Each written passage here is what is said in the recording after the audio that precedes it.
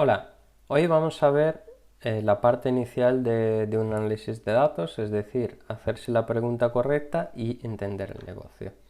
Si miramos nuestro proceso de análisis de datos, estamos al principio, donde es fundamental hacerse la pregunta correcta, que nos guiará y será como el objetivo de nuestro análisis de datos.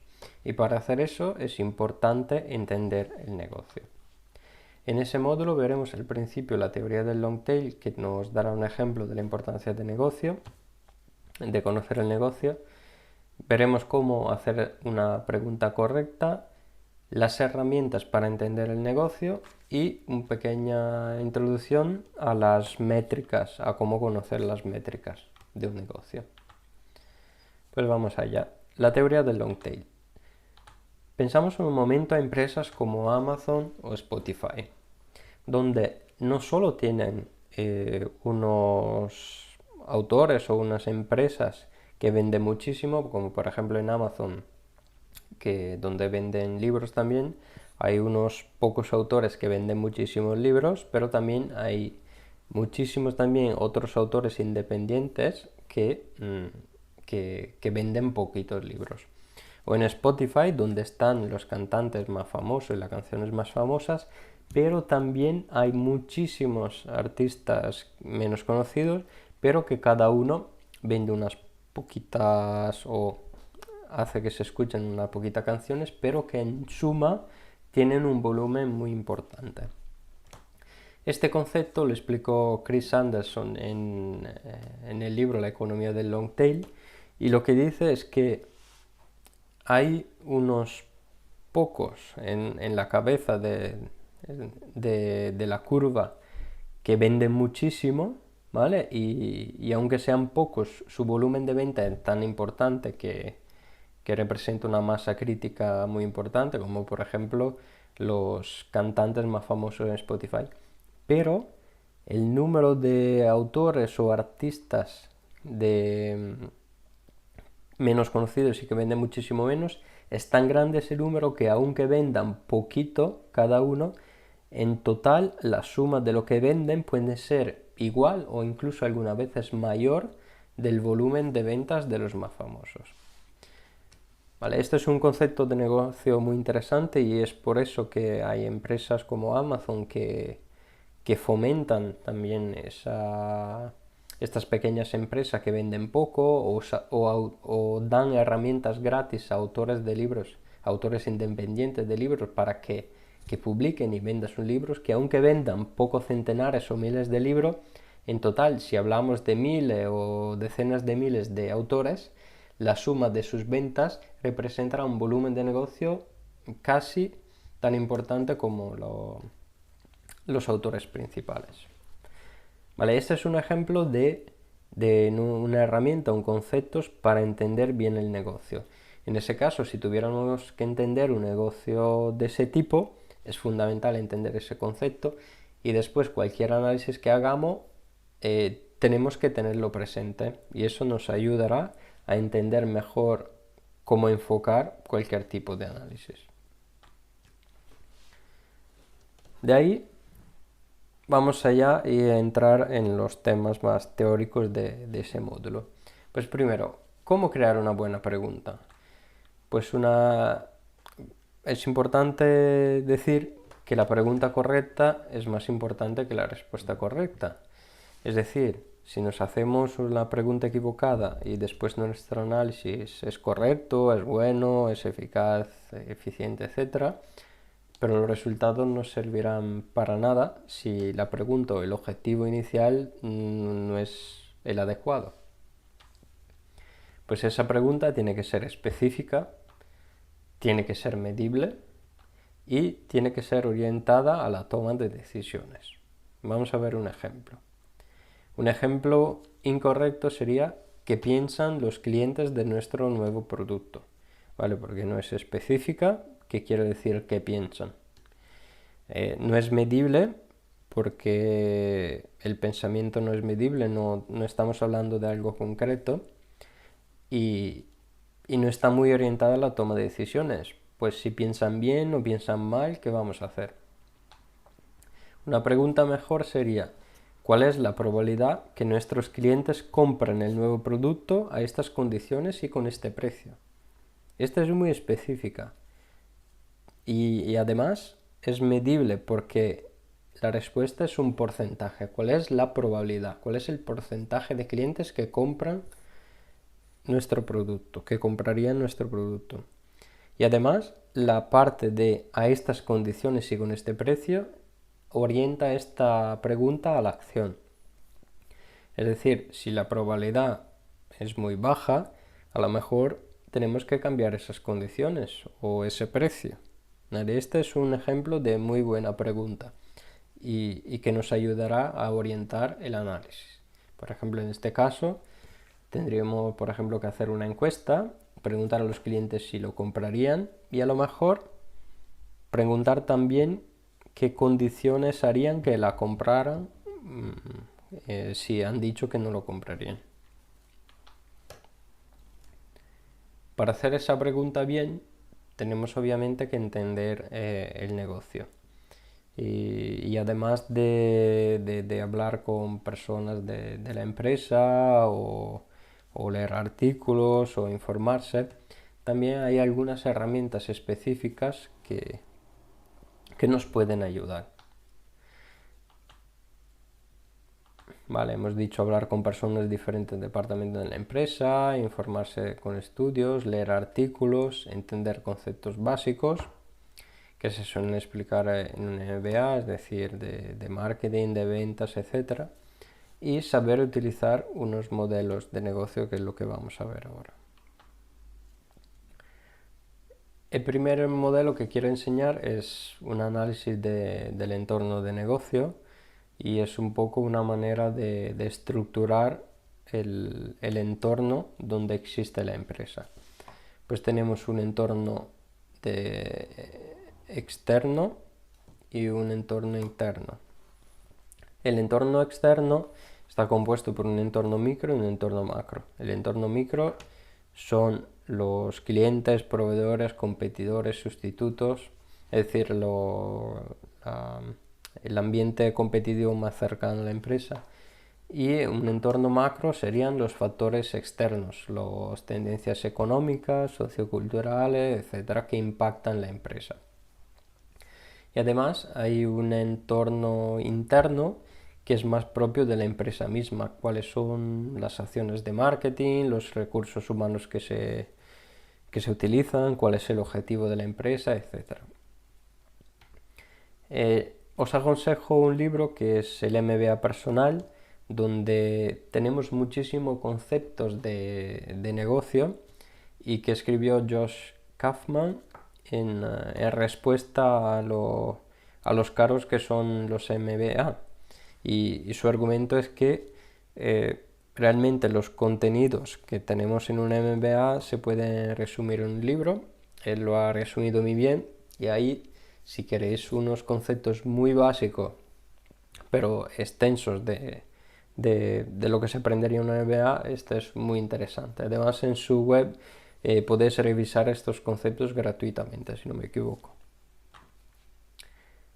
Vamos a ver ahora los tipos de entorno. Empezamos por el macroentorno, es decir, el entorno más externos a una empresa.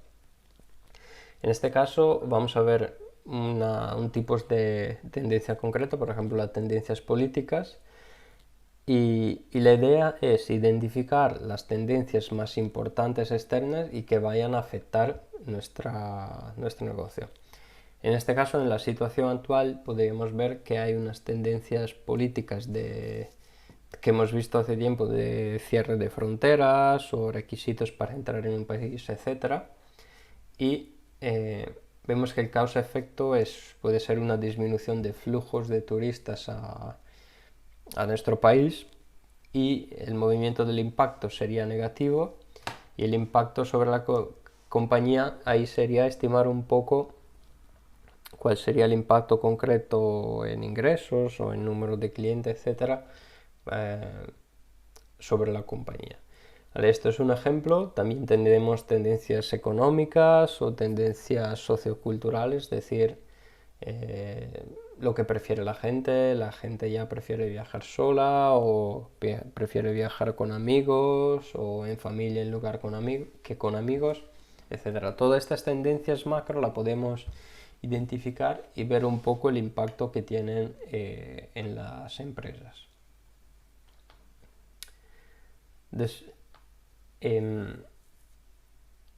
Aquí os dejo algunos ejemplos para que os puedan ayudar y también tenéis el PDF con más información. Ejemplos de tendencias políticas son, por ejemplo, cambios en restricciones de visados, inestabilidad política o aumento de impuestos turísticos que hacen que pueda disminuir el flujo de turistas. Entre las tendencias económicas, algunos muy básicos son, por ejemplo, aumento del PIB, que indica que un mercado concreto tiene más poder de adquisición y pueda viajar más, o una crisis económica que disminuye este potencial de viajeros de un mercado, etc. Tendencias socioculturales, un destino que se vuelve popular, un nuevo sentimiento ecológico que hace que la gente prefiera algún tipo de medio de transporte versus otro, etc. Y tendencias tecnológicas, por ejemplo, si se descubre un nuevo material o una nueva tecnología que ayuda al check-in o cualquier cosa, esto puede impactar el número de clientes. También tenemos en el ambiente externo, pero en este caso en el microambiente externo, un modelo que son las 5 fuerzas de Porter, que nos permite dar una visión general del entorno competitivo más cercano. Aquí en este modelo vamos a definir las amenazas de nuevos entrantes, si van a entrar nuevos competidores, el poder de los clientes, es decir, cuánto poder tienen los clientes en elegir nuestro producto versus otro, si pueden cambiar de proveedor y elegir muy diferentes proveedores, tienen mucho poder. Si tendemos hacia un monopolio nosotros, pues tienen menos poder. También tenemos el poder de los proveedores, es decir, cuando nosotros somos clientes y compramos cosas a proveedores, ¿qué poder tienen? ¿Podemos cambiar fácilmente de proveedor nosotros o no? Y la amenaza de sustitutos. En ese caso no son competidores directos, pero pueden ser sustitutos a nuestro servicio. Por ejemplo, podemos considerar, en el caso de nosotros, una compañía de transporte en tren, unos competidores podrían ser otro medio de transporte alternativos, aunque serían un poco sustitutos. Pero un sustituto podría ser, por ejemplo, en lugar de hacer un viaje de negocio a bordo de nuestro tren, podría ser hacer una videoconferencia. En este caso se ahorraría el viaje y sería un sustituto de nuestro servicio. Y en fin, establecer un poco la rivalidad entre competidores. Es muy fuerte la rivalidad, es muy laxa, hay guerra de precio, etc. Y en fin, el último modelo es el análisis del entorno interno, es decir, el mismo modelo de negocio y cómo funciona la empresa. Hay un modelo, un canvas que me gusta utilizar, que es el Business Model Canvas, desarrollado por Alexander Osterwalder y que voy a explicar ahora. Es un lienzo de negocio y tiene diferentes módulos. El primer módulo es la propuesta de valor.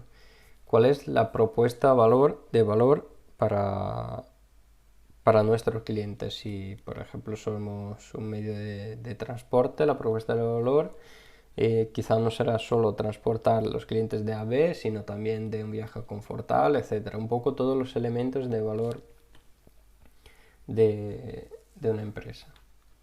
Y ahí se asocia a los segmentos de clientes. Por ejemplo, según esta propuesta de valor, ¿a qué segmentos de clientes va dirigida. Puede ser un cliente de ocio o un cliente de negocio que valorarán de forma diferente la propuesta de valor y sus elementos. Entre la propuesta de valor y el segmento de clientes tenemos relación con los clientes. ¿Cómo nos relacionamos con los clientes? Nos relacionamos a través de una página web, a través de taquillas, a través de un chat, etc. ¿Y a través de qué canales?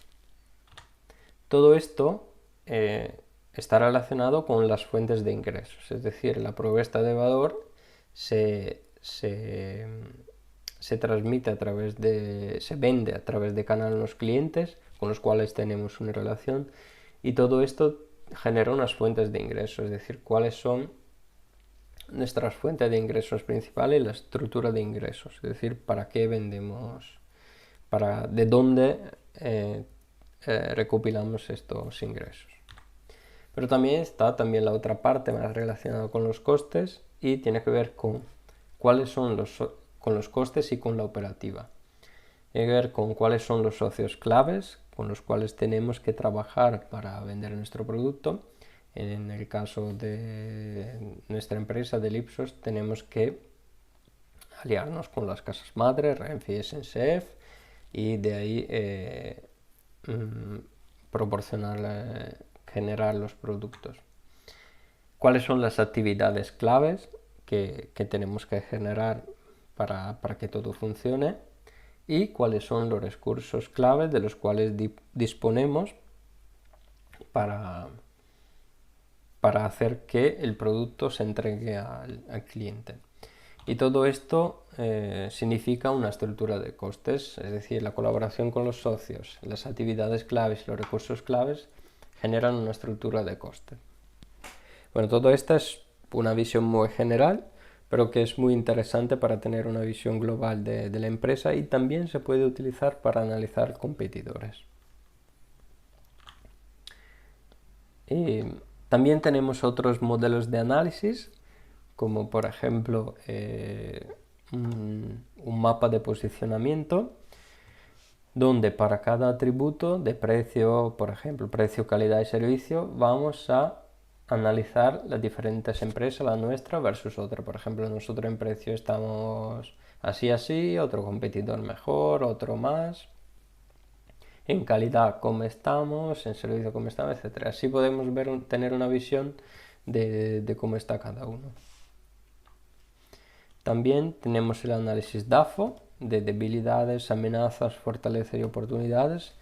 Es decir, todo lo que hemos analizado antes del entorno de negocio más nuestras habilidades y capacidades frente a los competidores, lo vamos a agrupar en 4 grupos, que son las debilidades, es decir, cuáles son nuestros puntos débiles. Las amenazas, como por ejemplo que al entrar un nuevo competidor puede amenazar nuestro modelo de negocio. Y por otra parte, cuáles son nuestras fortalezas, nuestros puntos fuertes y qué oportunidades hay. Por ejemplo, si hay una nueva sensación o sentimiento ecológico, una oportunidad podría ser aprovechar esto en comunicación con el cliente y comunicar que el tren es un medio de transporte muy ecológico, y así fomentar y aprovechar esta oportunidad. Otra herramienta es el VMOST, que es una recopilación de la visión, misión, objetivo, estrategia y tácticas de la empresa, ¿vale? Y muchos más. Recopilé estos y otros modelos para analizar el negocio en mi libro de modelos fundamentales para analistas de negocio, y también en el mismo blog de este curso tenéis prácticamente todos los modelos de los cuales hablo en ese libro, así que si os interesa eso, os animo a echarle un vistazo. Y en fin, un aspecto también muy importante para entender el negocio es conocer las métricas. Para conocer las métricas es fundamental porque porque de ahí podemos después desarrollar el análisis. Y de esas métricas hay que saber, por ejemplo, qué representan, es decir, un indicador de pasajero que representa, o un indicador de ingresos que incluye, qué ingresos incluye, qué ingresos no incluye, de dónde vienen esos ingresos, etc. ¿Qué limitaciones tienen? Si son fiables, no son fiables. Por ejemplo, si cuando hablamos de datos de encuesta, tenemos que entender que alguna pregunta tiene limitaciones de personas que no la contestan porque no quieren contestarla, o que alguna pregunta fomentan un poco el mentir, es decir, si preguntas sensibles sobre ingresos o sobre renta, a lo mejor la gente no quiere contestar o exagera un poco por temas de estatus, etc. ¿Qué granularidad tiene? Es decir, hasta qué nivel de detalle tenemos disponible esta información. En algunos casos, por ejemplo, podemos tener ingresos, pero no lo tenemos a nivel de detalle que queremos, a nivel de día, por ejemplo. Lo tenemos agregados a nivel de mes. El formato, es decir, en qué formato tenemos esta información, entender si son números enteros, números decimales, fechas, etc. Esto lo veremos un poquito más adelante en el siguiente módulo. Y bien, esto es un poco los 4 aspectos principales de hacer una buena pregunta y entender el negocio. Os animo a echarle un vistazo al PDF y a echarle un vistazo a los otros modelos de negocio del blog y nos vemos en el siguiente módulo.